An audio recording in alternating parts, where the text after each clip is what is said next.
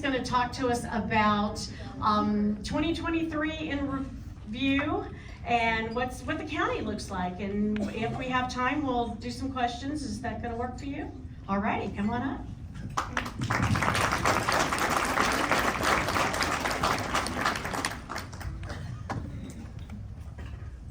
I thought we were going to order dinner here, the way some of these discussions were going. So thank you very much. Appreciate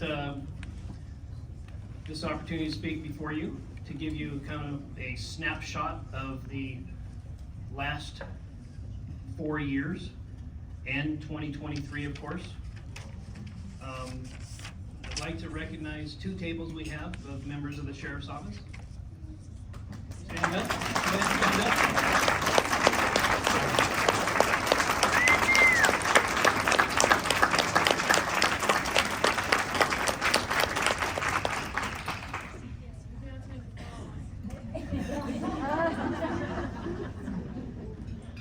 They're on auto answer right now. Unfortunately, that particular department is so thin, we don't have any representation from dispatch here today. So, well, yes, so I'm your sheriff, and I am been your sheriff for the last 4 years. I am a 33-year career law enforcement officer. I have spent time in all of the different functions of a sheriff's office. I have worked as a volunteer. I have worked as a deputy sheriff assigned to the jail, a deputy sheriff assigned to patrol. I've been a FTO, field training officer, sergeant, lieutenant, department head, and yes, your sheriff. My law enforcement comes from a small county south of Boise called Los Angeles. That's where my law enforcement experience comes from. I was a search and rescue member up here when some people said, hey, why don't you run for sheriff because the current sheriff's retiring? I said, no way, thank you very much, have a nice day. And some other choice words, and then kind of talked me into it, and here we are.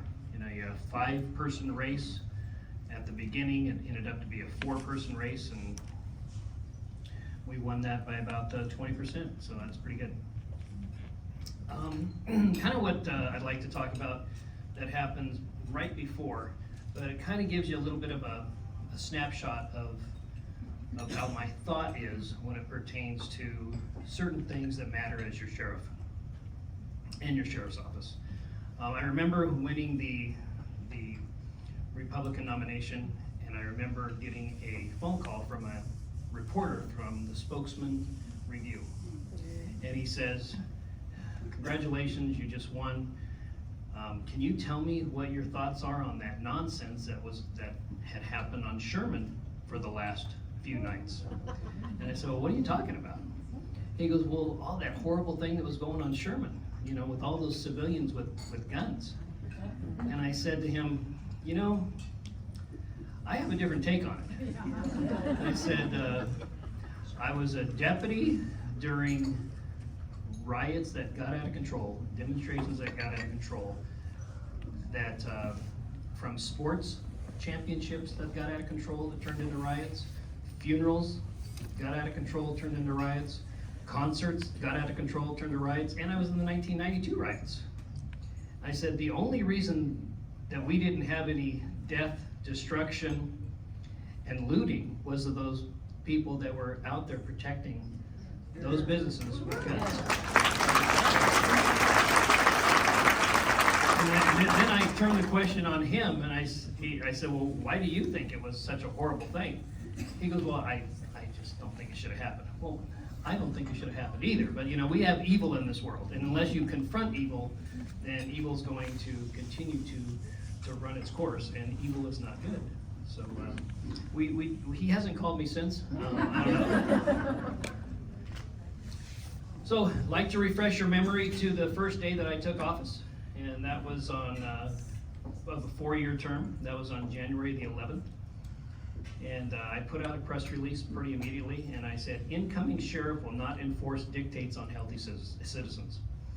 The Kootenai County Sheriff will not enforce unenforceable law or executive mandates on its citizen. It is not law enforcement's job to get between you, your health, or your doctor. Enforcing criminal sanctions on otherwise law-abiding citizens goes against the fundamentals of the U.S. and Idaho Constitution. We trust citizens to assess their own risk and take the necessary precautions. The Sheriff's Office's role in our community is not to count how many people are in your home or how a private business conducts itself to make a living. The Sheriff's Office will never interfere in religious gatherings. So that was a press release that we did on that January the 11th, the first day of that 4-year term. And it was pretty well received. Then we fast forward a little bit and we come to a situation here in Idaho on how we fund sheriff's operations, which is mostly funded by property tax.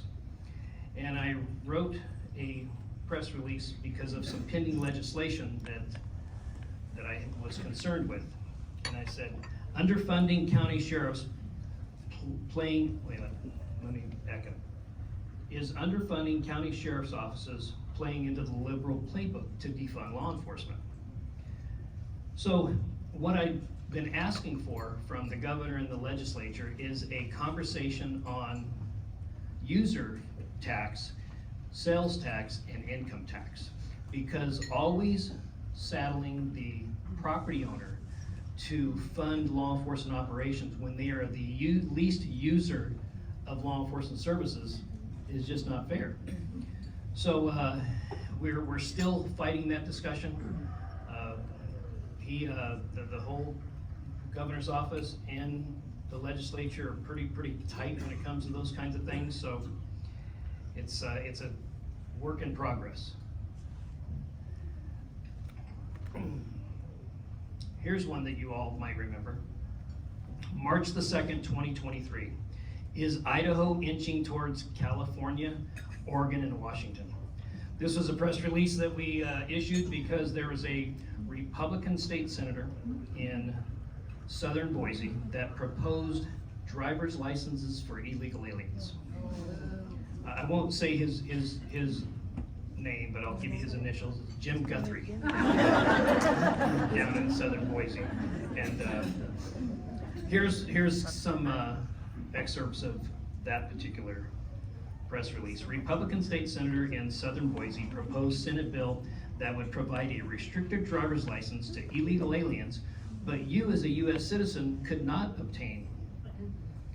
You would need to bring your birth certificate and you would need to bring 2 forms of ID, but somebody just shows up there and says, hey, this is my name, I don't have birth certificates in the country I came from. Oh, here, we'll give you one. So what I said was municipalities that accommodate people here illegally will have more illegal immigration, and subsequently will have the need for more schools, social services, jails, prisons, and law enforcement. Don't reward people for breaking the law. Perhaps some of my best work here on this next press release here. This one is dated June the 27th, 2023, and this one we had I'm so glad that members of the Sheriff's Office are here today, because they get to field many of these phone calls that come in throughout the country and say some pretty mean things. They say some pretty mean things about the sheriff of this office, and this is one of them. This happened on June 27th. I sent this out.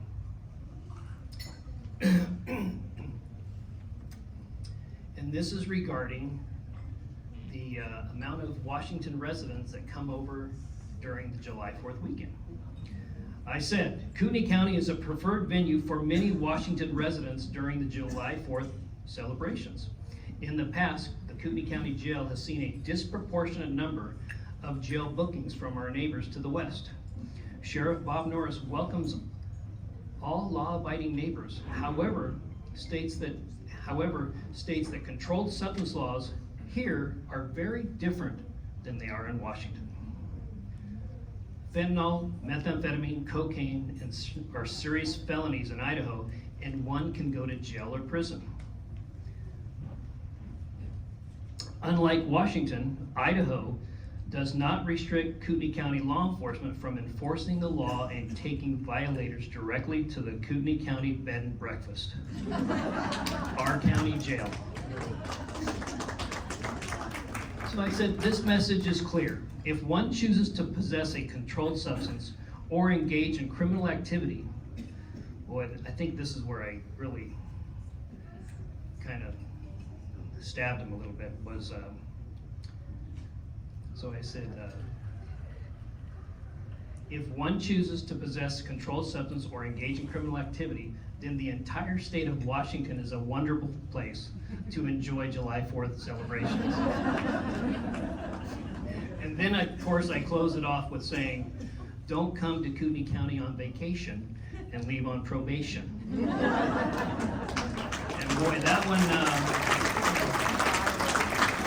I had a professor calling me from Seattle saying that I was a racist, and I go, well, all I said was 50% of our bookings on a long July 4th weekend come from our neighbors to the west. And I said in there that, but she did not want to have any conversation on it.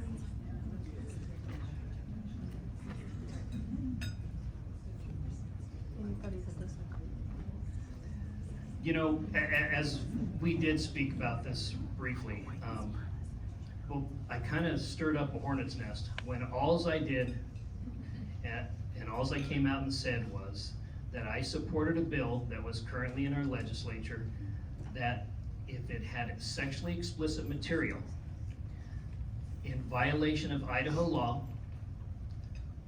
section 18-1515, it should be in an area 18 and over. That's all I said. I supported that bill. And then did we get any more calls from that? Sure did, sir. Yeah. Yeah, we got a lot of calls. New York always seems to be a favorite area code that comes in. But you know, as your number one priority as your sheriff, that it's Idaho Constitution is to maintain the peace. That's the number one responsibility. And I had seen this volatility within our library board meetings, and I've had arrests during these meetings. So I thought it would be a pretty simple solution to say, hey, if it had this in violation of Idaho state law, wouldn't it be a simple solution to do this? But boy, it was that was quite a 2-week period, wasn't it? So, did you ever get to talk back the way you wanted to some of those people? I sure did, sir. Good for you.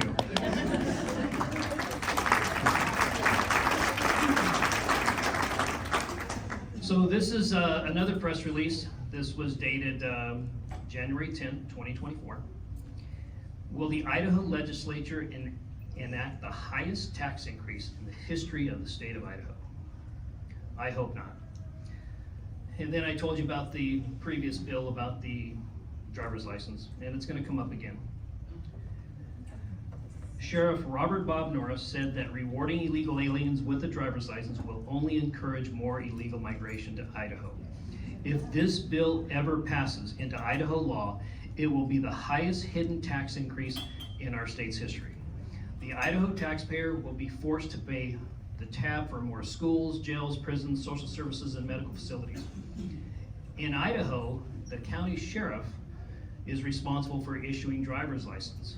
The sheriff said, I, Robert Bob Norris, will not issue a driver's license, will not issue a driver's license to any person who entered our country illegally, period.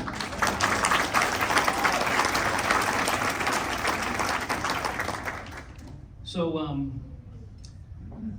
we got some calls from the Idaho Sheriff Association, said, hey, would you mind pulling, there's some legislators down here that, boy, they're not very fond of you. And I said, well, it's pretty simple. You just follow the law. And I certainly stand by that. I will not be issuing driver's license to anybody who entered this country illegally. We have programs, the H-1B1 program. We have ways that you can get a driver's license. But to give one because they came into this country illegally will not be one in Kootenai County for sure.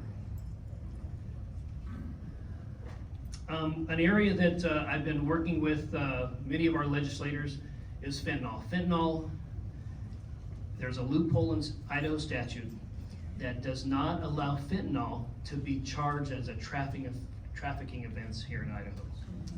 So it recently came up for a vote in the Idaho House, and it passed.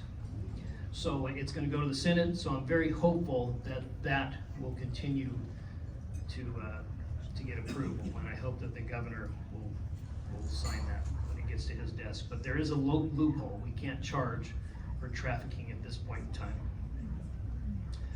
So if you live in sheriff territory that is patrolled by, whether you're in the city of Hayden, whether you're in Dalton Gardens, whether you're in the unincorporated communities, and if you're in Bayview, how many people think that Bayview is a city?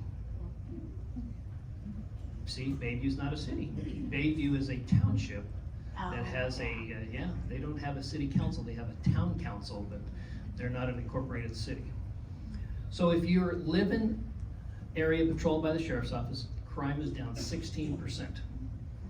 16%.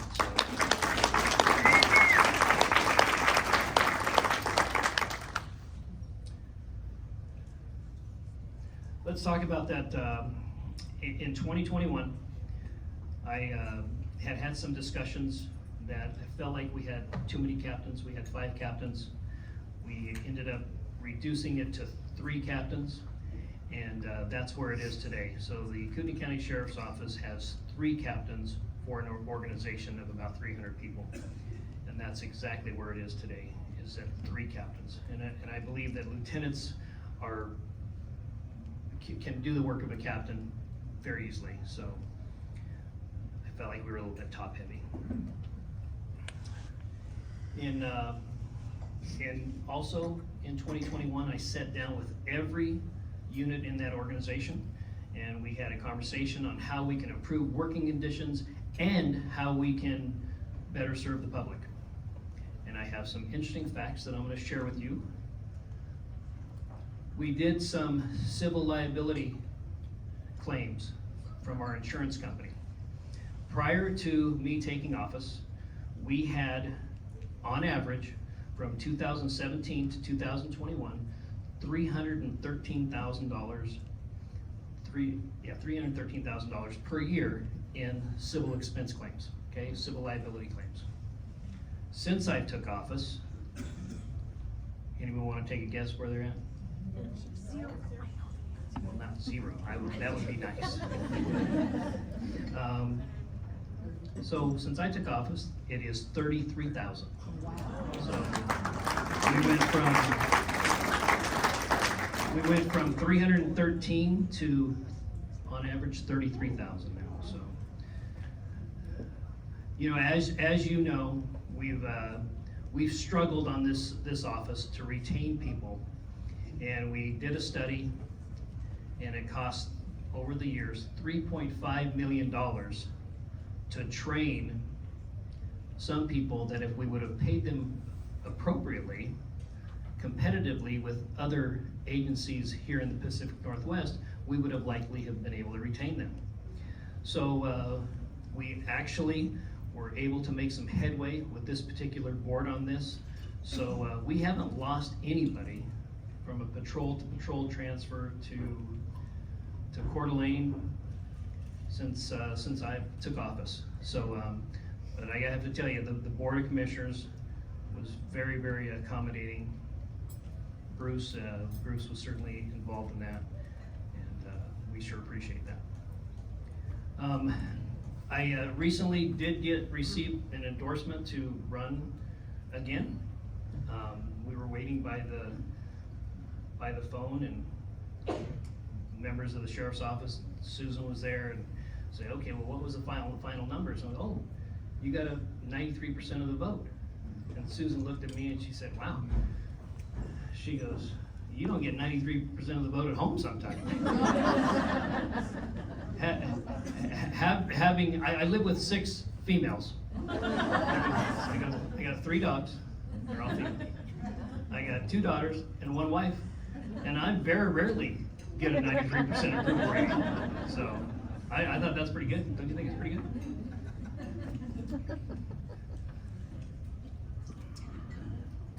So, we are going to continue to focus on securing your rights in the future. We are going to continue to prevent crime. We want to make criminals feel as uncomfortable as they can when they're here in Kootenai County. And we want to continue to have a strong relationship with our business community and our leaders in the community. Many of these leaders and businesses have donated about $1.3 million worth of equipment to the Sheriff's Office in the last few years. A Faro, which is a forensic evidence scanning machine, is about $85,000. We recently obtained one of those from Finlay Automotive Group and Mr. and Mrs. Anonymous. That's what they like to be called. So, and we also have a helicopter.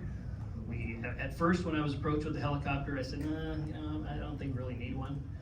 And then after that, the winter from hell, where we had officer-involved shootings, murders, running gun battles, let's give it a thought. So that is not costing the taxpayers any additional money whatsoever. That is totally funded for a two-year project, totally funded by the donors, which include Finlay Automotive Group, Hayden, Super One, the McIntyre family, Todd Stam, Aspen Homes, and the Tribe. Yeah, the Tribe kicked in quite a bit too. So